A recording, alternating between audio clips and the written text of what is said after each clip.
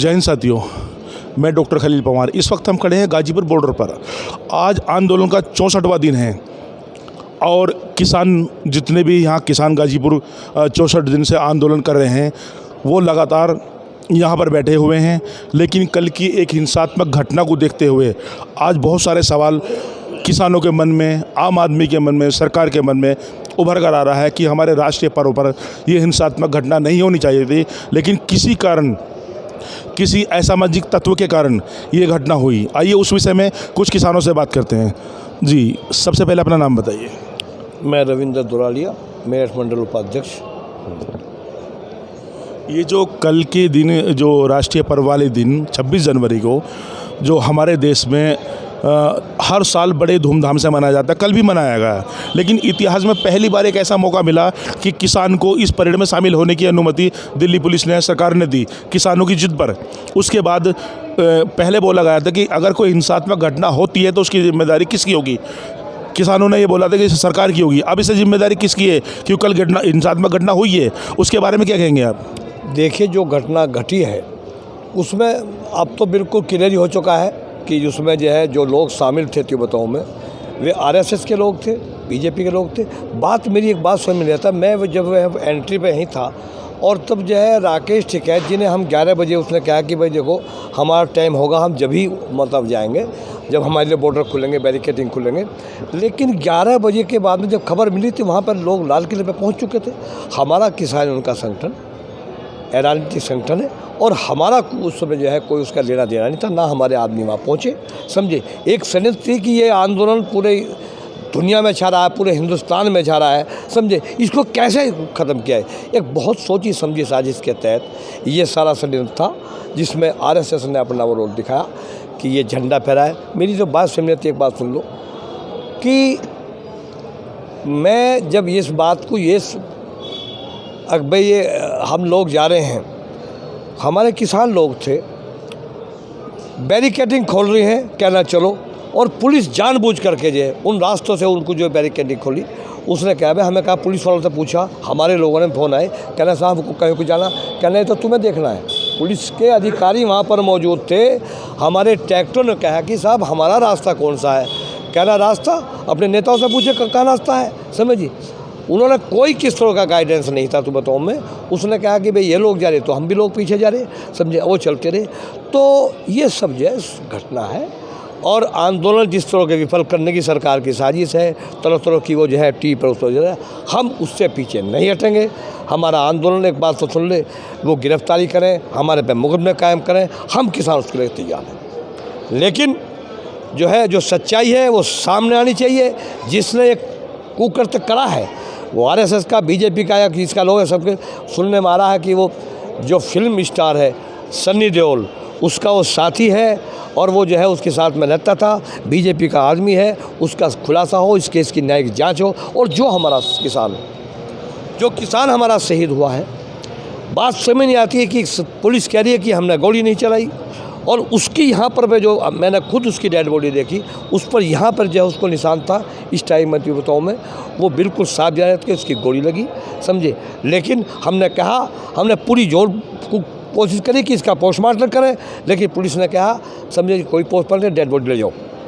वहाँ पर बस कम से कम जो है 1-1.5 घंटे तक वहाँ पर लोग मौजूद रहे, पुलिस वहाँ पर मौजूद रही। उसने कहा साहब जब इसे लिए तो आप इसे उठाइए और इसको ले जाए अस्पताल में, और उन्होंने अस्पताल में कह दिया कि ले जाइए, नहीं तो हम आपको भी बंद कर देंगे। तो उस डेड बॉडी का पोस्टमार्टम नहीं हुआ? जी नहीं जी, सरकार ने नहीं। ऐसा पहली दफ़ा हुआ कि कोई एक्सीडेंट भी हो जा, डेड बॉडी नहीं देती सरकार। उसने कहा कि पहले मतलब जो है मैं पोस्टमार्टम करवा। लेकिन मैं तो अचंभे में रह गया कि जो है लोग कह रहे हैं उस बात को, हमने पूरी कोशिश करी, लेकिन उन्होंने कहा कि जो है ऐसा है, अरे ये तो एक्सीडेंट हुआ है, एक्सीडेंट भी हुआ है, रोड पे हुआ है, तो उसके बाद में पीएम क्यों नहीं करवा रहे। उसने कहा रहे उनको नहीं, आप यहाँ ऐसे चले जाइए, और उसका पीएम नहीं कराया।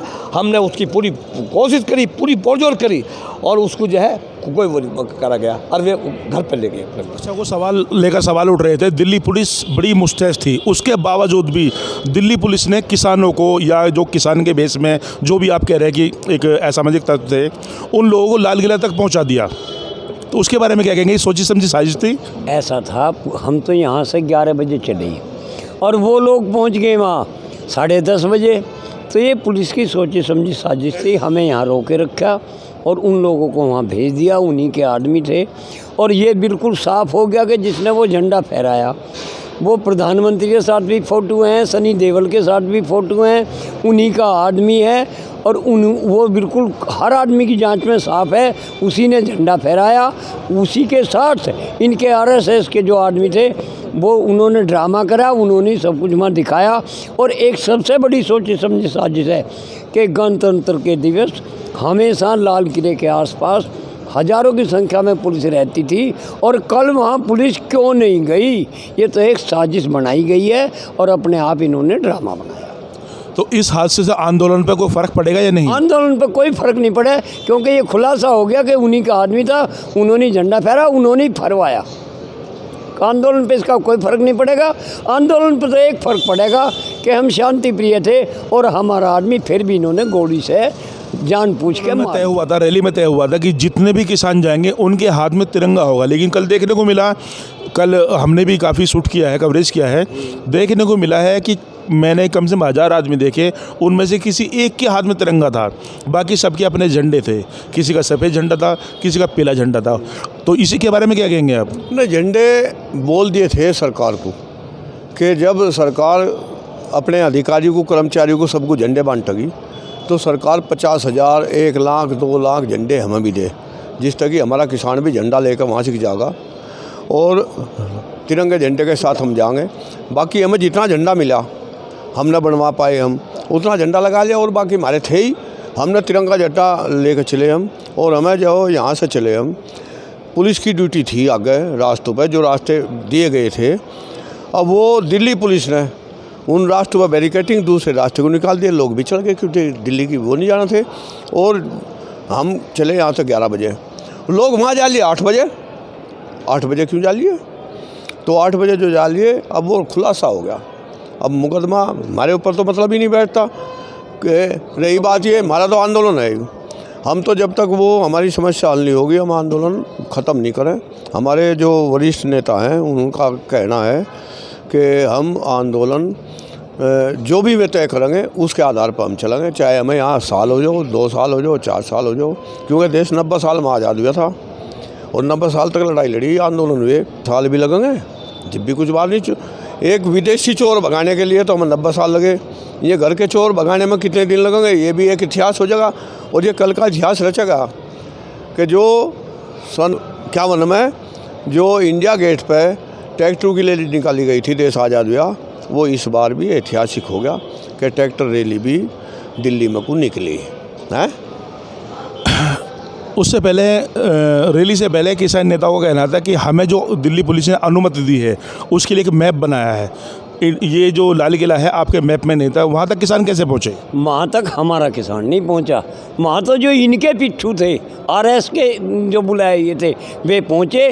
और एक बात इन्होंने और कही कि राकेश जी ने कही एक डंडा और झंडा, हमारा ये झंडा है और ये डंडा है, ये अंगली बराबर लकड़ी है जिसे ये डंडा बता रहे हैं और यही हमारे पास था। तो इसे कौन कह सकता है कि डंडा है? ये तो मेरी अंगली जैसी मेरी अंगली है ऐसी ये लकड़ी है।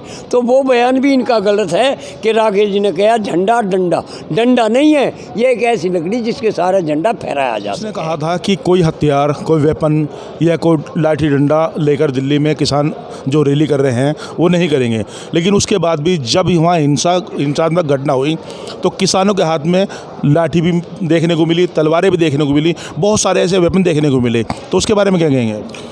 देखो, हमारा अंदाता झंडे के साथ था, झंडे में बड़ी डंडी थी उसके साथ था। कुछ लोग हमारे में भी गवर्नमेंट के आदमी घुस गए, हम लोगों को पता नहीं चल पाया, आरएसएस के। और हम लोगों में भी पार्टी बेसिस है, कोई किसी को बिलोंग करता है, कोई किसी को बिलोंग करता है।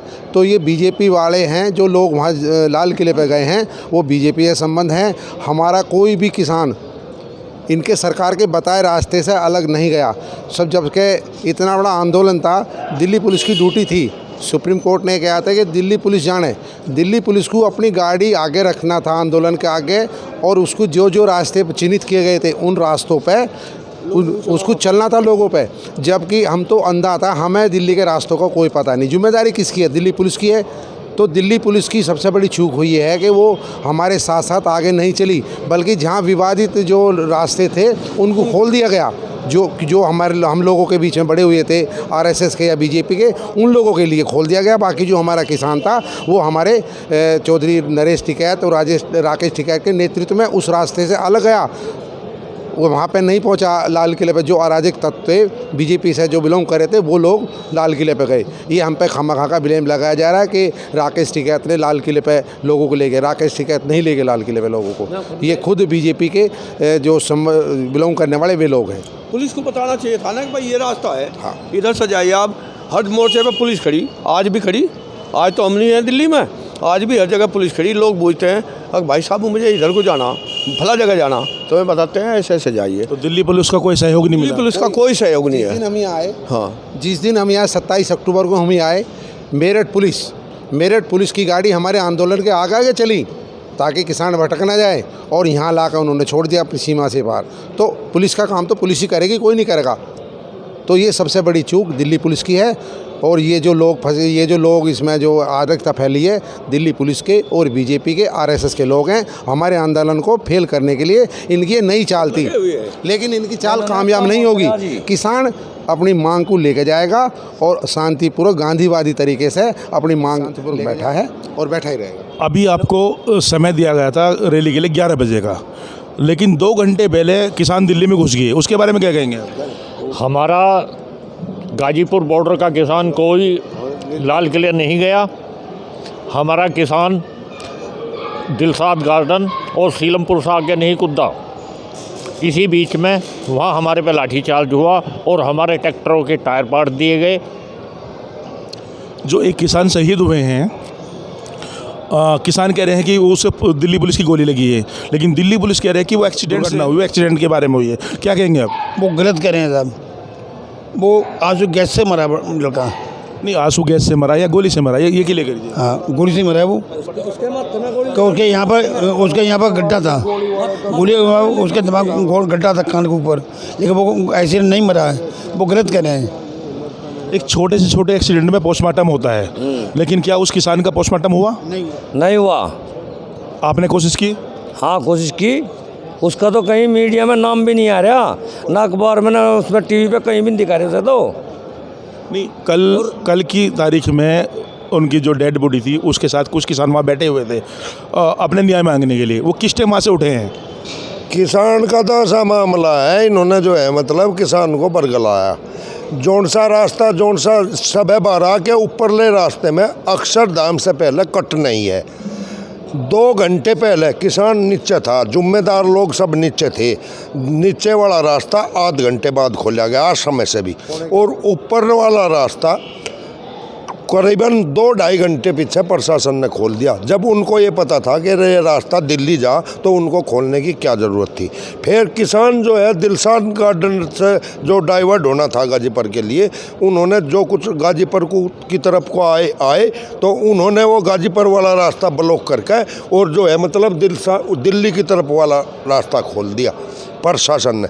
ये जो है मतलब भाजपा की चाल थी, किसान को बांटना, किसान को आपना। और ये तो निखरन लग रही बात, जो गद्दार है वो भाग जाएगा, जो किसान है वो यहाँ डटा रहेगा। नहीं, एक बात और भी तो है, 26 जनवरी हो या 15 अगस्त हो, लाल किले पे परिंदा भी पर नहीं मार सकता जी। वे 100 किसान वहाँ पे पहुँचे, जिसने वो झंडा फहराया वो 100 किसानों के साथ था। वे वहाँ पहुँचे, वे तो, और वहाँ पे पुलिस वाले भी है, वीडियो हमारे पास है उसकी। पुलिस वाले ऐसे हाथ बांधू खड़े, जहाँ 50,000 लाख किसान हैं उन पर गोली चला रहे, सीधी गोली मार रहे माथे में, आंसू गैस के गोले मार रहे, उन्हें किसानों को रोक रहे। हमारा वंतक लिख रहा ट्रैक्टर का काफिला, हम आधे ट्रैक्टर तो उन्होंने ऊपर चढ़ा दिया दिल्ली की तरफ को। हमारे गांव के सुनो, हमारे गांव के जो ट्रैक्टर थे हमारे साथ में आगे पीछे, हमारा बीच में ट्रैक्टर था, वे आधे ऊपर को चढ़ा कर बाकी फिर हम यहाँ गाजीपुर तक काट कर वहाँ से लोनी बॉर्डर पर काट दिए। जिस शख्स ने झंडा फहराया है उसका बड़े जो फोटो में देखा गया, प्रधानमंत्री जी के साथ भी उसका फ़ोटो है, धर्मेंद्र परिवार के साथ भी उसका फ़ोटो है। लेकिन जब ये बात मीडिया ने फैलाई कि इनका संबंध जो प्रधानमंत्री या बीजेपी वालों से है, उसके बाद सनी देओल का ट्वीट आता है कि इसका हमारा कोई संबंध नहीं है। देखिए, अभी जो है व्हाट्सअप हमारे पे आए हैं, हमारे ग्रुप में हमारे सारी पोल खुली हुई है कि उसका मोदी के साथ में भी है और जो है सन्नी देओल के साथ में भी है, सारे जो मंत्री उनके साथ में उसका फ़ोटो है।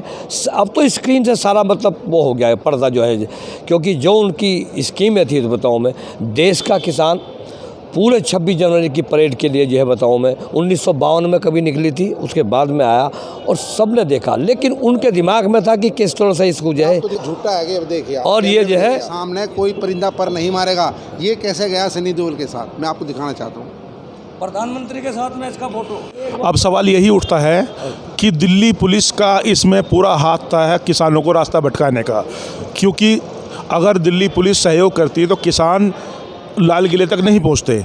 जो गांव देहात से किसान आए हुए वो दिल्ली के रास्तों के बारे में नहीं जानते, लेकिन किसान यहाँ दर दर भटका और लाठी डंडे खाए।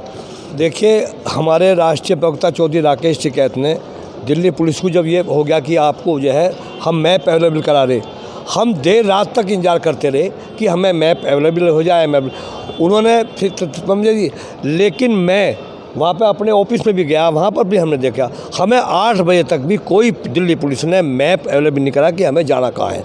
हमें बताया गया कि आप जब चलेंगे पुलिस अपने आप वहाँ पर मौजूद रहेगी, आगे पुलिस चलेगी, आप उस पीछे आपके ट्रैक्टर रहेंगे और हम आपको जो है बराबर चाहे बच चलेंगे, लेकिन हमें कोई मैप अवेलेबल नहीं करा गया और हमारे किसानों को जो है गुमराह करा गया। लेकिन बात उस बात की नहीं है, बात तो है कि हम यहाँ पे 11 बजे हम यहाँ से चल रहे हैं। मेरी ड्यूटी जो टिकैत साहब ने लगाई थी, एंट्री पे लगाई थी, मैं हर ट्रैक्टर की एंट्री कर रहा था कि जो है पहले ट्रैक्टर कहाँ से कितने हैं उसको एंट्री कर रहा था, और वे मेरे से पूछ रहे कि समय क्या है। हमने कहा समय 11 बजे के बाद में है। हमारे ट्रैक्टर सब जो है तैयार थे, लेकिन कोई ट्रैक्टर हमारा 11 बजे से पहले नहीं गया। और जब खबर आई कि वहाँ तो लोग जो है मतलब जो है 10 बजे वहाँ लोग पहुँच चुके थे, ये वे लोग थे। अभी आपने पहले खबर में आया था कि कुछ लोग किसान इसके अध्यादेश के समर्थन में ट्रैक्टर लाए हैं और उनकी रैली थी, उनको सबको आगाह करा गया था कि तुम लोगों को जो है पहले चलना है वहाँ पे। और वे रात के 12 बजे, मैं जब वहाँ पे उसकी जो है रात को सुबह मैं जब गया 7 बजे, तो मैंने कुछ ट्रैक्टर जो है इस अगले पुल के पास में, जबकि बैरिकेटिंग थी, और मैं उनके जब वो नंबर नोट करने लगा, उसने कहा भाई कौन है आप, कैसे क्या हैं, समझिए। वे ट्रैक्टर इस पुल के पास में, ये जो अगला पुल है, जबकि अलाउ नहीं था, और वे सारे वहाँ पर मतलब ठीक साथ मगर भाई आपका भाई रुको जी, हम तो रात के जो है 12-2 बजे आ चुके थे। वे कुछ ट्रैक्टर खड़े हुए थे और वे ट्रैक्टर जो है वहाँ से उधर से डायरेक्ट निकल गए, वहाँ कोई उनको रोकने का नहीं, वे सब प्री प्लान थी और वे लोग चले गए। गलती से क्या हुआ, गलती से कुछ लोग हमारे भी उसमें जाने लगे। जब 11 बजे खुले, उसने कहा भाई रुको, इधर को लोग गए हैं ट्रैक्टर, हमारे लोग भी पीछे हो गए। तो ये सब जो है इनका खुल चुका मामला। देखो, सच्चाई नहीं छुप सकती। आपने देखा कि ये जो किसानों पर एक ब्लेम लगाया जा रहा है कि किसानों ने राष्ट्रीय पर्व के दिन अराजकता फैलाई है, किसानों पर ब्लेम लगाया है कि एक इतिहास के काले पन्नों में ये दिन लिखा जाएगा। लेकिन उस सच्चाई ये है कि दिल्ली सरकार या केंद्रीय सरकार या दिल्ली पुलिस, इन सब की मिली भगत साजिश है। क्योंकि अगर जब पहले से रूट मैप तय था तो उसमें दिल्ली पुलिस ने बैरिकेड क्यों नहीं किया। और बैरिकेड एक हर आंदोलन में दिल्ली पुलिस का सहयोग होता है कि आगे आगे पुलिस चलती है, पीछे पीछे आंदोलनकारी चलते हैं। लेकिन यह देखने को मिला कि एक भी पुलिस वाला आंदोलनकारियों के साथ नहीं रहा। जब 11 बजे का समय था तो 2 घंटे पहले किसान वहाँ पहुँचे कैसे। ऐसे बहुत सारे सवाल हैं जो इन किसानों के मन में हैं, जो जनता के मन में है। कैमरामैन यूनुस मलिक के साथ मैं doctor Khalil Panwar, Delhi live news, Delhi.